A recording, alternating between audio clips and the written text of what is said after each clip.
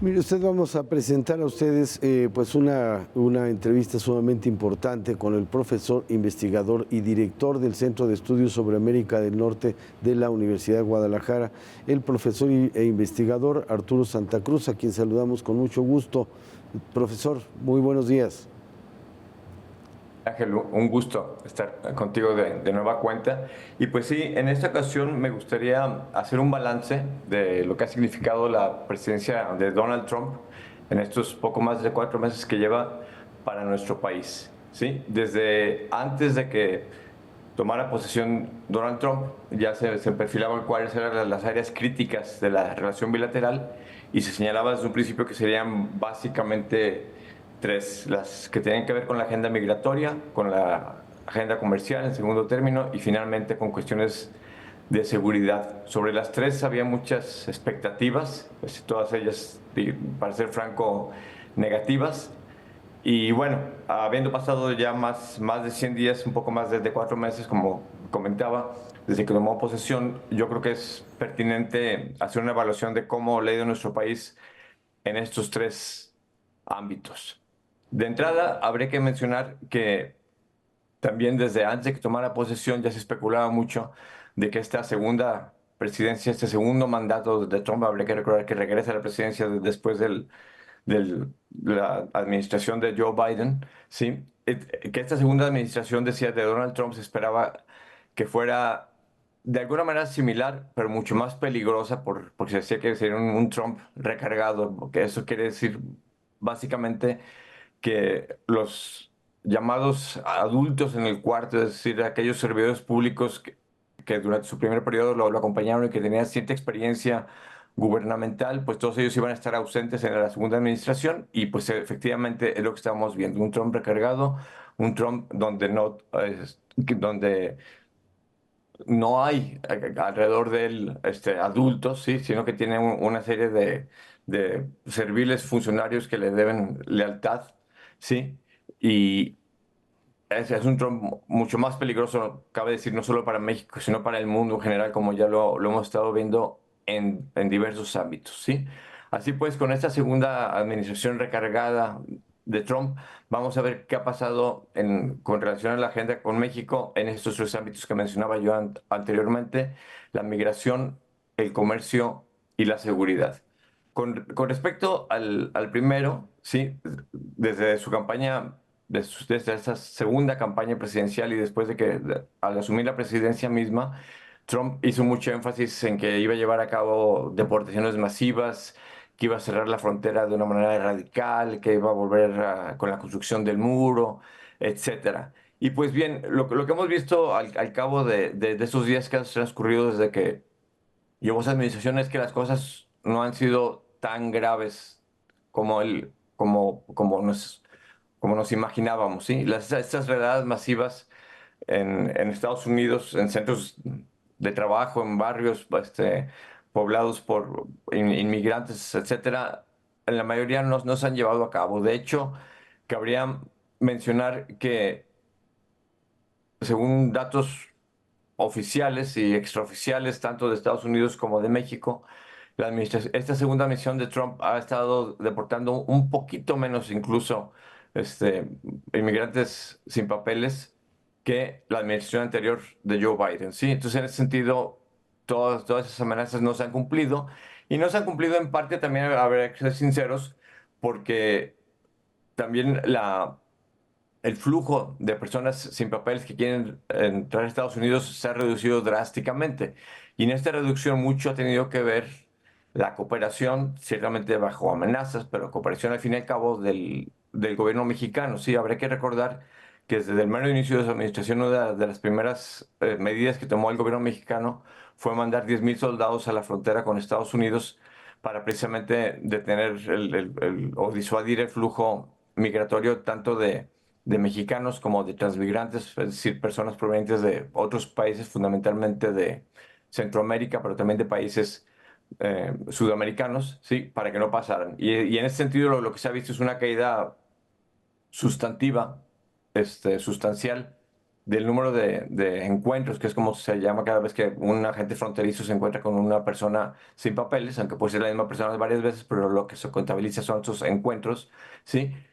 Pues el número de ellos ha caído drásticamente en la administración Trump. ¿Sí? Entonces, en ese sentido, eso ayuda a explicar por qué la parte de la agenda migratoria binacional no ha enfrentado una crisis de la magnitud que nos esperábamos. Y eso es algo que se ve en nuestro país, por ejemplo, en términos de los albergues que existen en la frontera. ¿Sí? Más, de hecho, se llegaron a establecer albergues en otras ciudades al interior del país esperando flujos masivos de migrantes, lo que no ha sucedido, y de hecho, incluso los albergues en ciudades como Tijuana, por ejemplo, pues distan mucho de estar a plena capacidad, ¿sí? Entonces, así en ese sentido, en la cuestión migratoria, la crisis se podría decir no ha sido mayor.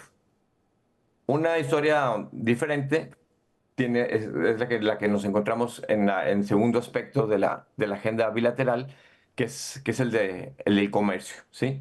Aquí también una retórica muy agresiva por parte del candidato primero y después presidente Trump en el inicio de su segundo mandato con respecto a los aranceles y de hecho no solamente retórica, sino incluso la imposición de aranceles a nuestro país, a pesar de que tenemos un pacto comercial, un tratado comercial, el llamado TEMEC aquí en nuestro país, sí, y a Trump no le importó ese tratado y nos impuso tarifas en algunos productos importantes, al igual que lo hizo con el otro socio, con Canadá, sí, con justificaciones absurdas.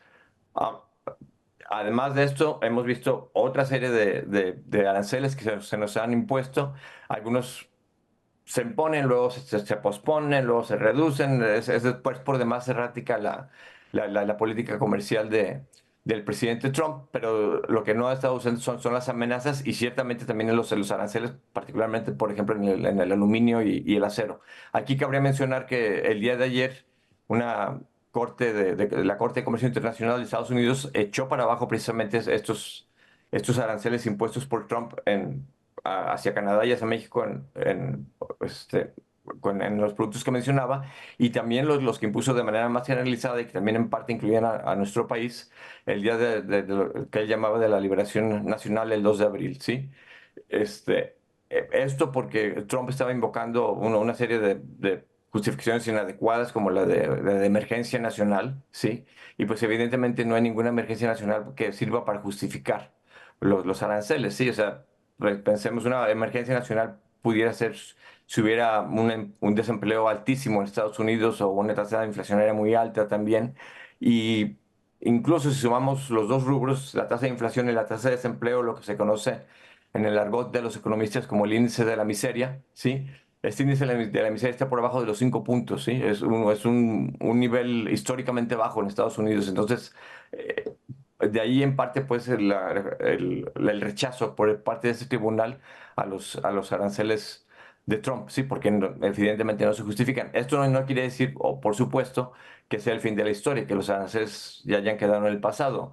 La administración Trump ya anunció que va a apelar esta decisión, sí, y seguramente va a buscar otros vericuetos, otras lagunas legales para seguir adelante con su política proteccionista.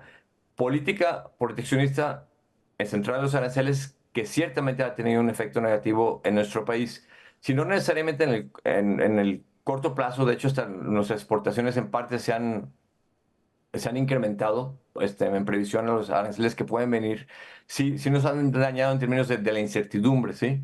De la incertidumbre que provocan sobre todo en el largo plazo y en el sentido de que están desalentando posibles inversiones tanto de Estados Unidos como de otros países en nuestro país para exportar hacia el vecino del norte, ¿sí? Entonces, esta incertidumbre definitivamente nos ha perjudicado, y en el aspecto comercial, a pesar de que no ha sido el acabose, sí nos ha ido bastante, bastante mal. Y finalmente, el tercer aspecto que voy a tocar rápidamente es el de la agenda de seguridad, donde sí los cambios y los efectos han sido mucho más notables, ¿sí? Aquí también en parte en base de amenazas, lo que ha conseguido el gobierno estadounidense es que el gobierno de la presidenta Sheinbaum haya pues, seguido las demandas, aceptado las demandas estadounidenses, inclusive mandando, recordar hace unas varias semanas, un par de meses, a varios criminales, más de una veintena de criminales de manera ilegal a Estados Unidos porque ni siquiera siguió el proceso de extradición. Estados Unidos, aparte, la administración de Trump denominó ya como organizaciones terroristas internacionales a varios cárteles mexicanos, el secuestro del Mayo Zambada, etcétera, el envío de buques a aguas cercanas a las territoriales mexicanas, etcétera. Aquí todo esto sí se ha hecho sentir más fuertemente en la relación bilateral, y te digo sobre todo es en la agenda de seguridad donde más ha pesado. Así pues, como hemos visto en términos de estos 4 meses de la segunda administración Trump, la relación sigue siendo bastante tensa y la situación bastante peligrosa para nuestro país. Muy bien, pues le agradecemos mucho, profesor. Fue, pues ahora sí que un menú muy fuerte que nos dio y que nos dio pues muchas ideas y muchas circunstancias que nos habrá de ser de investigar y de tratar de tener toda esta parte. Le agradecemos mucho, profesor Arturo Santa Cruz, que además es usted el director del Centro de Estudios sobre América del Norte. Muy amable. Un gusto, Miguel Ángel. Pues muchas gracias también a todas las personas que amablemente nos sintonizaron